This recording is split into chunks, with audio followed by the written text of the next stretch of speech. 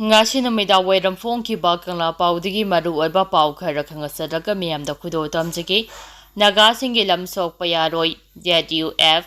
Zeliang longsing amadi naga community gi oina traditionally oina laidiba full hill area singda poppy pambi thaba natraga tiger jaramarot haina sem sabagi thabak sathariba asi Zeliang long United Front hakjin lawi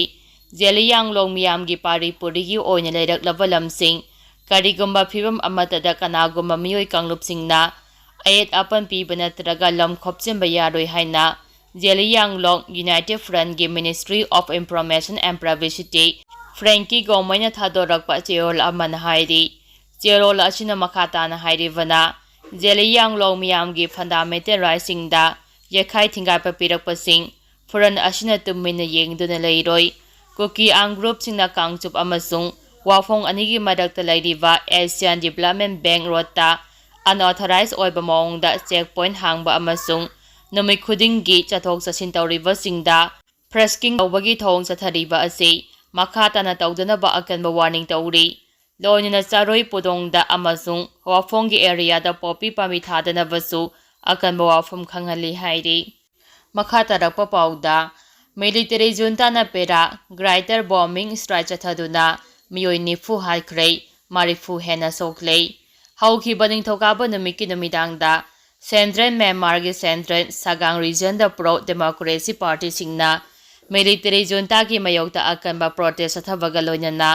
Buddhist festival pangthoklingai manungda military junta na pera greater bombing strike chathaduna miyoi nifu hena halkhrei marifu henbana aso apanang lei Pawasina makatan hairivana, ningthogaba numiki numida wairamda, pro-democracy kangusing aduna military junta na jailda, phajinduna lairiba pro-democracy leader, Aung San Suu Kyi yauna political prisoner sing, khudakta thadorakadabani hana lamp lighting ceremony ama pangthokki, hariba tharom adu chatharingai manung, numidang pung 3:35 taba matamda, military junta na paraglider bombing strike chathaduna, angang khunja sing local political activities sing amasung anti-military group ki miyoi nifu hena hatke marifu hena aso apanangan ki haina resistant fighter amana phongdokhrei mahana makhatan haikibada mobile phone amasung walkie talkie newaki khuthangda alert issue tawbaga loinana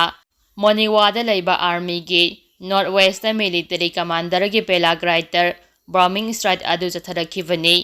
Military junta gi makedagi attack chathanaba paraglider sing pairapa ubada protest amasung Buddhist festival gi damak panduna leiramba miyoi sing khudong thiba adudagi nanthoknaba mana thokpa chenaki aduba khangauduna paraglider adudagi manakna pa school da lotuna leiriba miyam adugi mathakta thangna na bomb kaya thadaraktuna chawna misimina amasung aso apan kaya adu nangkibani asiba migi masing hengalakpa yana leire paraglider bombing strike aduna maram oiraga aso apan amasung asi anasing taaduna leiriba mafam aduda imung manugi miyoising amasung rescue team sing matam chana changsimba ngamkhide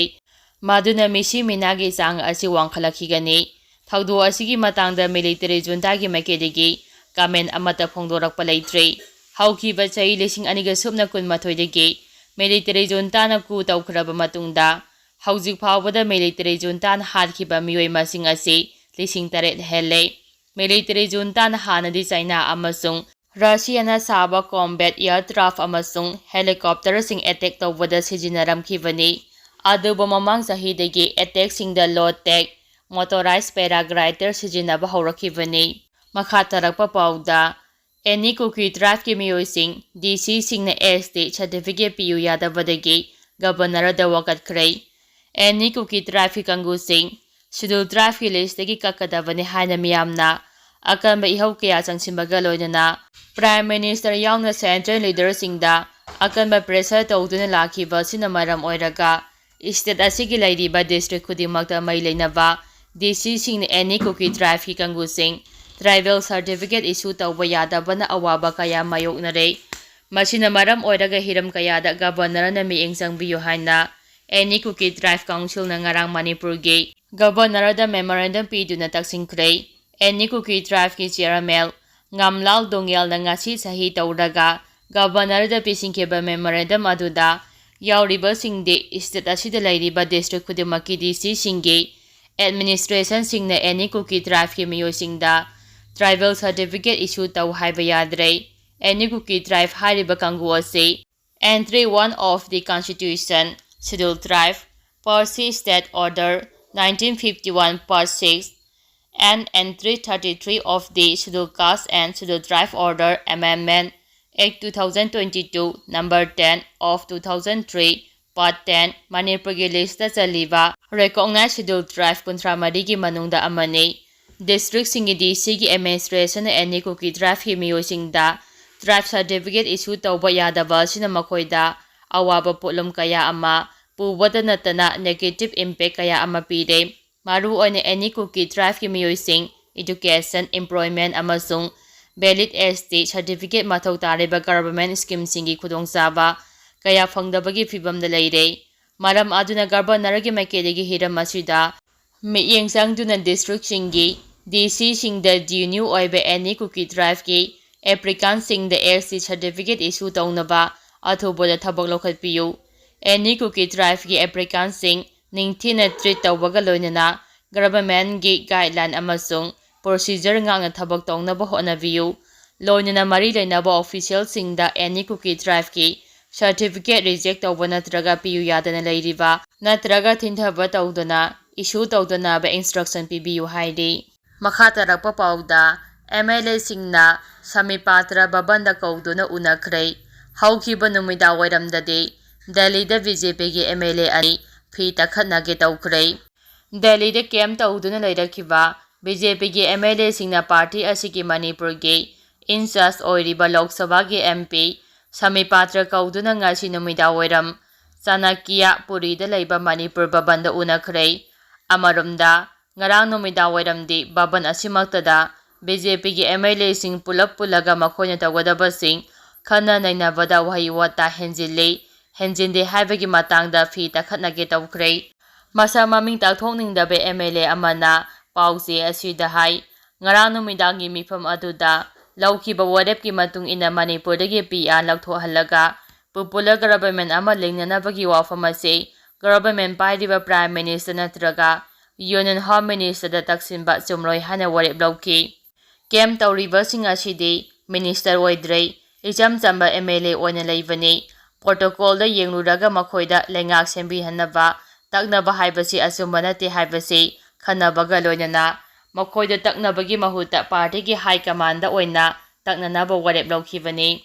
MLA aduna makha tana haiki camp tauriba MLA singsu wakhal leitanade tauriba mawong matawsing asida tawgadabasi phawbada chap chana lepthoknaba ngamdrei. Adumapu party-gi oiba wafam ama laklabadina Manipur-gi in charge oiriba Samipatra ihan hana unasi hana warep lauki. Adubu mahak phawbada makhogi office da chatlaga unagumsi. Manipur-gi miyamna aikhoina center-gi lusingbasingi khongda tuduna ta leire hana pauthokpide. Maram aduna babanda oina kaurasi hana warep launaki. Warep adugi matung ina telephone da pau phongnabada Samipatra Delhi-da leiramkhide. Adubu MLA mayamna mahapu athu akaigu oina Manipur babanda unadaba yade hana phongdokhiba matung inna mahangasi nungthilgi pung 3:30 tabada flight tongduna Delhi-da thunglakibani. Pung 5:30 tarakpa aduwaida babanda thunglaki amasung MLA singa puna faminaduna Manipur lenga ama semnanabagi matangda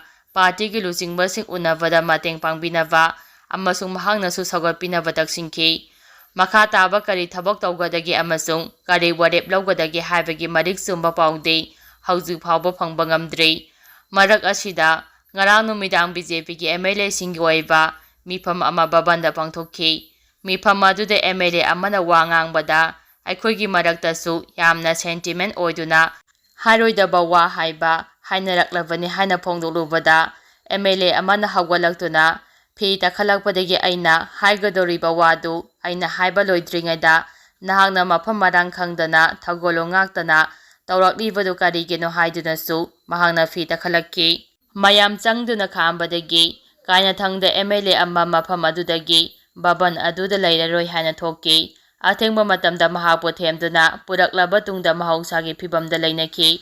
Lamsang AC-gi MLA Sorokhaimbam Rajen, T.S. Radhesyam amasung Dr. Radhesyam Delhi da thunglare.